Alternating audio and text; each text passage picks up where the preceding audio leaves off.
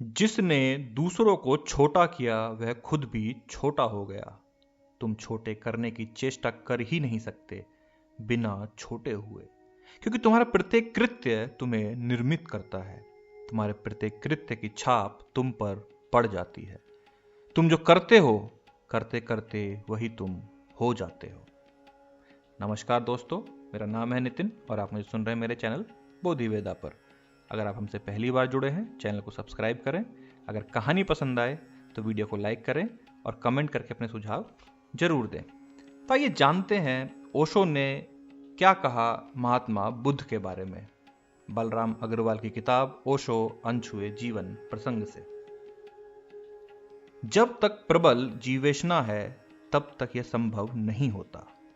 जब तक प्रबल जीवेशना है, लस्ट फॉर लाइफ, तब तक जीने की महान आकांक्षा है, तब तक तो तुम भक्त बनते ही नहीं, शिष्य बनते ही नहीं।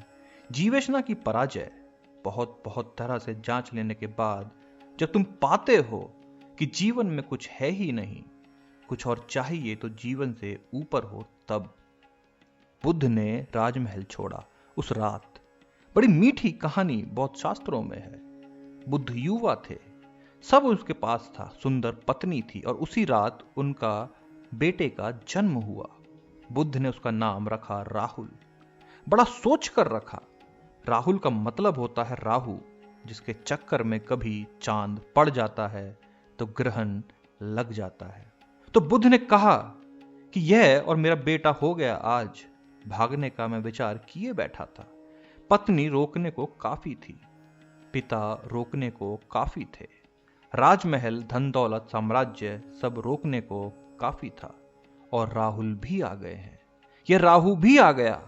अब इस बेटे का मोह मुझे रोकेगा, इसीलिए नाम राहुल रखा। और इस डर से कि कहीं यह बेटा मुझे ना रोक ले, उसी रात भाग गए। जब महल से निकले, रथ पर सवार हुए तो कहते हैं देवताओं ने रास्तों पर फूल बिछा दिए, कमल के फूल बिछा दिए। और फिर घोड़ों के पैरों की आवाज ना हो, कहीं राजमहल जाग ना जाए। नहीं तो यह तो महाक्रांति का क्षण आया है कि एक आदमी के जीवन में यह रुक जाएगा, अवरुद्ध हो जाएगा। सदियों में कभी कोई बुद्ध होता है।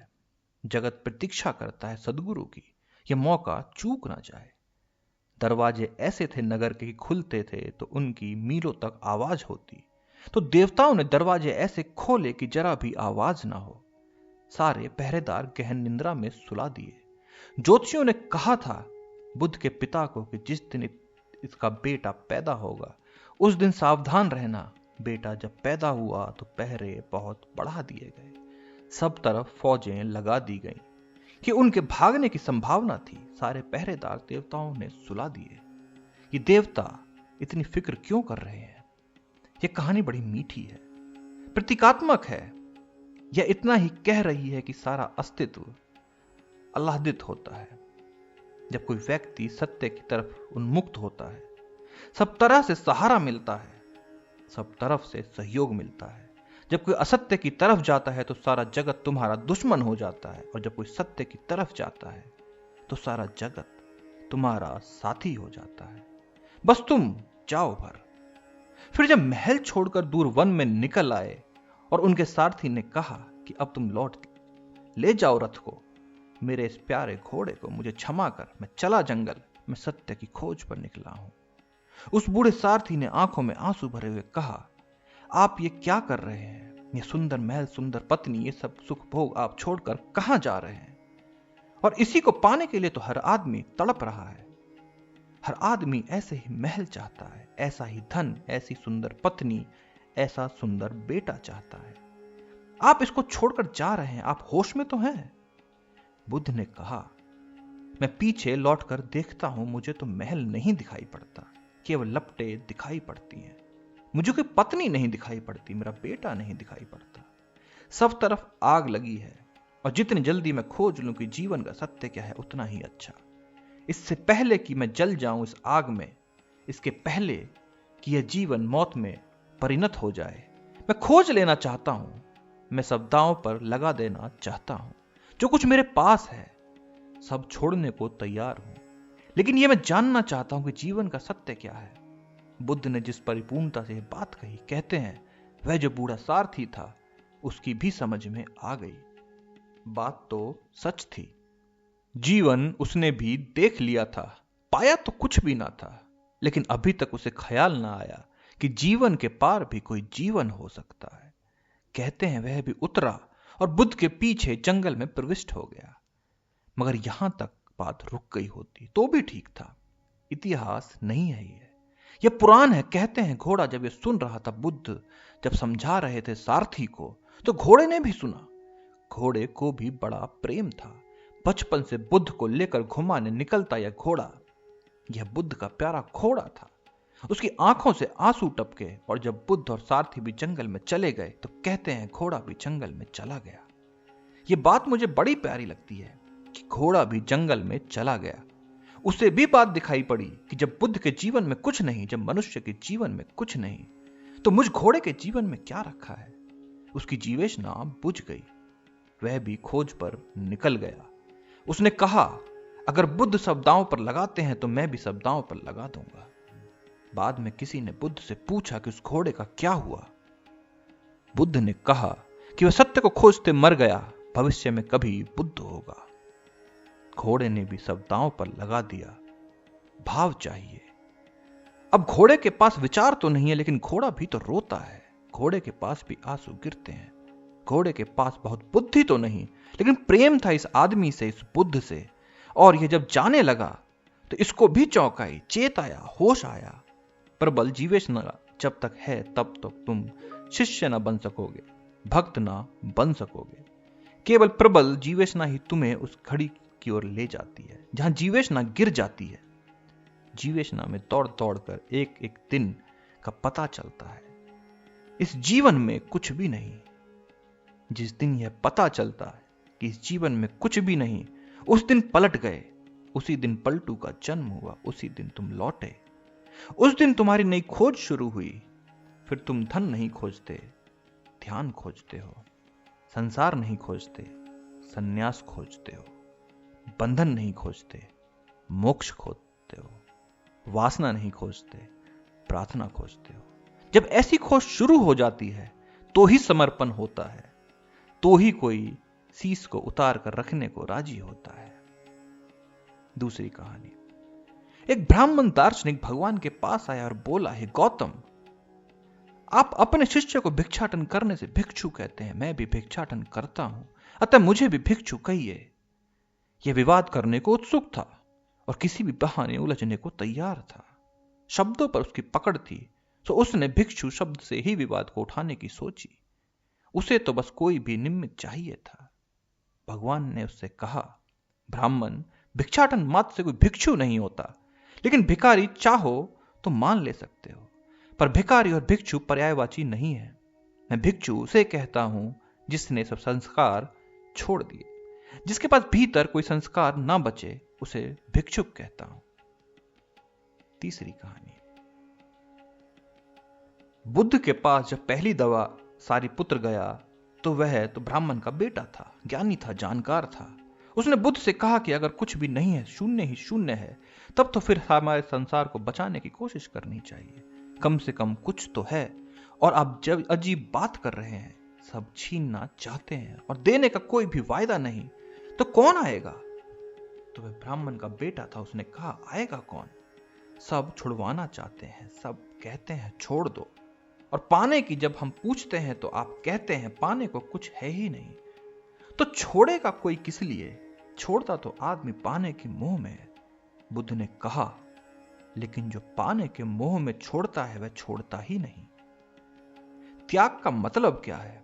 त्याग अगर इसलिए है कि कुछ मिलेगा तो यह सौदा हुआ त्याग कहां? एक आदमी महल छोड़ देता है कि स्वर्ग में महल मिल जाएगा, यह सौदा है। एक आदमी पुण्य करता है कि सुख मिलेगा, ये सौदा है। एक आदमी सेवा करता है, धर्म करता है, दान करता है, इस आशा में कि उसके प्रतिकार में कुछ मिलेगा किसी लोक में, किसी जन्म में, ये सौदा है। इसमें कहां त्याग है? बुद्ध ने कहा, त्याग तो तभी है जब कोई छोड़ता है और पाने की कोई आशा नहीं रखता। पर सारिपुत्र ने कहा कि होगा यह त्याग, लेकिन फिर आप त्यागी कहीं पा ना सकेंगे, त्यागी मिलेगा कहां। हम सब सौदेबाज हैं, हम अगर ईश्वर के साथ भी संबंध जोड़ते हैं तो वह व्यवसाय का है। अज्ञानी कुछ और कर भी नहीं सकता। तो बुद्ध का धर्म भारत में टिक नहीं सका, और जब भारत में नहीं टिक सका तो कहां टिक सकता था। लेकिन दूसरे मुल्कों में टिका। टिका कब? टिका तब जब बुद्ध के अनुयायियों ने वो सारी ट्रिक्स, वह सारा गोरख धंधा सीख लिया जो ब्राह्मणों को सदा से पसंद था, तब टिका। आप जानकर हैरान होंगे कि बुद्ध क्षत्रिय हैं, लेकिन उनके सब बड़े शिष्य ब्राह्मण हैं और उन्होंने टिकाया। लेकिन भारत में तो बात बुद्ध बिगाड़ गए थे। भारत में तो बुद्ध कह गए थे, इसलिए शिष्य भी उन पर जबरदस्ती दूसरी बातें नहीं थोप सकते। इसलिए भारत में तो नहीं टिका, लंका में टिका, बर्मा में टिका, जापान में टिका, चीन में टिका, तिब्बत में टिका, शाम में टिका, कोरिया में टिका, सारे एशिया में टिक गया। भारत में नहीं टिका क्योंकि भारत ने बुद्ध से आमने सामने बात कर ली और बुद्ध ने कहा था कुछ पाने को है ही नहीं। इसलिए भारत में फिर से पाने का लोभ जगाना मुश्किल था। भारत के बाहर जगा दिया। इसलिए भारत के बाहर जो बुद्ध धर्म है वह हिंदू धर्म का रूपांतरण है। वह बुद्ध की वाणी नहीं है, वह वास्तविकता नहीं है, इसीलिए टिका। वास्तविक था तो बिल्कुल नहीं टिका। आप जानते हैं महावीर क्षत्रिय थे, लेकिन महावीर के 11 गणधर सब ब्राह्मण हैं और उन्होंने टिकाया। महावीर की हैसियत की बात नहीं थी टिकाने की। क्षत्रिय को पता नहीं, ये धंधा ही उनका नहीं। वह तलवार वगैरह चलाना जानता होगा। यह शास्त्र की दुनिया, यह शब्द का जो खेल, उसका उसे कोई पता नहीं है। तो 11 के 11 महावीर के जो शिष्य हैं, गणधर हैं, उन्होंने टिकाया और सुविधा बन गई क्योंकि बुद्ध तो बोले खुद, इसलिए शिष्य भी उसको बिगाड़ने में मुश्किल में पड़ गए। महावीर बोले नहीं, महावीर चुप रहे। गणधर बोले, सुविधा रही। महावीर का सीधा वक्तव्य न होने से गंधर्वों ने जो कहा समझा गया यही जैन धर्म है। महावीर चुप रहे। कहा जाता है कि महावीर मौन रहे। उनके मौन को उनके गंधर्वों ने समझा और गंधर्वों ने फिर लोगों को समझाया। इसलिए महावीर का धर्म थोड़ा सा टिका, फिर भी बहुत ज्यादा टिका हुआ नहीं दिखाई पड़ता। कोई 25 लाख जैन है 2500 साल से। अगर 25 आदमी भी महावीर से प्रभावित होते और शादी कर लेते तो इतने बच्चे 2500 साल में पैदा हो जाते। यह कोई संख्या किसी मतलब की नहीं। कारण क्या है? कारण वही है, क्षत्रिय को पता नहीं है उस भाषा का उस जो अज्ञानी से बोलनी चाहिए। वह तो सदियों में विकसित होती है। अगली कहानी। एक आदमी ने रामानुज से जाकर कहा कि मुझे परमात्मा का मार्ग बता दे। बस मेरे जीवन में एक ही चीज पाने की है, वह परमात्मा पाना है। सब कुछ दांव पर लगाने को तैयार हूं। रामानुज ने कहा, मेरे भाई एक बात पूछता हूं, तुमने कभी किसी को प्रेम किया? उस आदमी ने कहा, इस झंझट में मैं कभी पड़ा ही नहीं। मैं धार्मिक आदमी हूं, मैं बचपन से ही धार्मिक हूं। मुझे पहले से ही परमात्मा को पाना है। प्रेम इत्यादि के चक्कर में मैं पड़ा ही नहीं। रामानुज बहुत उदास हो गए और रामानुज ने कहा कि फिर भी तुम खोजो, शायद किसी मित्र से किया हो, किसी से तो किया होगा, मां से किया हो, पिता से किया हो, भाई बहन से किया हो। कभी तुम्हारे जीवन में प्रेम की पुलक उठी ही नहीं। वह आदमी बड़ा नाराज हो गया। उसने कहा, मैं परमात्मा की पूछता हूं, तुम प्रेम की बातें उठाते हो। मैं परमात्मा का खोजी हूं, प्रेम से क्या लेना देना? प्रेम का चक्कर ही तो परमात्मा तक नहीं जाने देता। तो रामानुज की आंखों में कहते हैं आंसू आ गए और उन्होंने कहा, फिर मैं तुम्हारा कुछ भी सहयोग ना कर पाऊंगा, फिर मैं असमर्थ हूं। वह आदमी कहने लगा, लेकिन तुम्हारी असमर्थता क्या है? इतने तुम्हारे शिष्य हैं, इतने लोग तुम्हारे द्वारा प्रभु की तरफ जा रहे हैं, मुझे ही क्यों छोड़ते हो? मुझ में ऐसी कौन सी अपात्रता है? मैं ब्रह्मचार्य का पालन किया हूं, सात्विक भोजन करता हूं, किसी तरह की सांसारिक झंझट में नहीं पड़ा हूं। तुम मुझे छोड़ क्यों रहे हो? मेरी अपात्रता कहां है, बताओ। रामानुज ने कहा, तुमने सब किया होगा, उससे पात्रता नहीं बनती। वह तुम्हारा किया हुआ है। सिर्फ एक चीज से पात्रता बनती है, वो है प्रेम। और तुम कहते हो तुमने प्रेम जाना ही नहीं।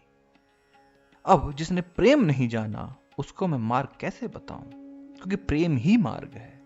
तुमने थोड़ा सा जाना होगा तो रास्ता खुलता था। चाहे किसी के स्त्री के प्रेम में पड़े होते कोई हर्जा नहीं था। है तो भनक उसी बड़े प्रेम की, क्षुद्र में उठी है लेकिन है तो विराट की। जब तुम किसी स्त्री को सच में ही प्रेम करते हो तो स्त्री स्त्री नहीं रह जाती, वह भीतर कुछ दिव्यता का अभिवार्य हो जाता है। जब तुम किसी पुरुष को प्रेम करते हो तो पुरुष पुरुषोत्तम हो जाता है। कम से कम तुम्हारे प्रेम के क्षणों में तो पुरुषोत्तम हो ही जाता है। उन क्षणों में तो तुम उसे साधारण व्यक्ति नहीं मानते, वह असाधारण हो जाता है। उसके भीतर एक प्रभाव प्रकट हो जाती है। माना कि यह परमात्मा को पाने का बड़े दूर का रास्ता हुआ, लेकिन बस यही एक रास्ता है। यही प्रेम अभी प्रार्थना नहीं लेकिन संभावना है। हीरा हो तो निखारा जा सकता है, तराशा जा सकता है। हीरा हो ही नहीं तो क्या तराशिएगा, क्या निखारिएगा। सोना हो कितनी ही मिट्टी में दबा हो, कितना ही कूड़े करकट में मिला हो, शुद्ध किया जा सकता है। जब तुम्हारा अशुद्ध प्रेम शुद्ध हो जाता है तो प्रार्थना बन जाता है।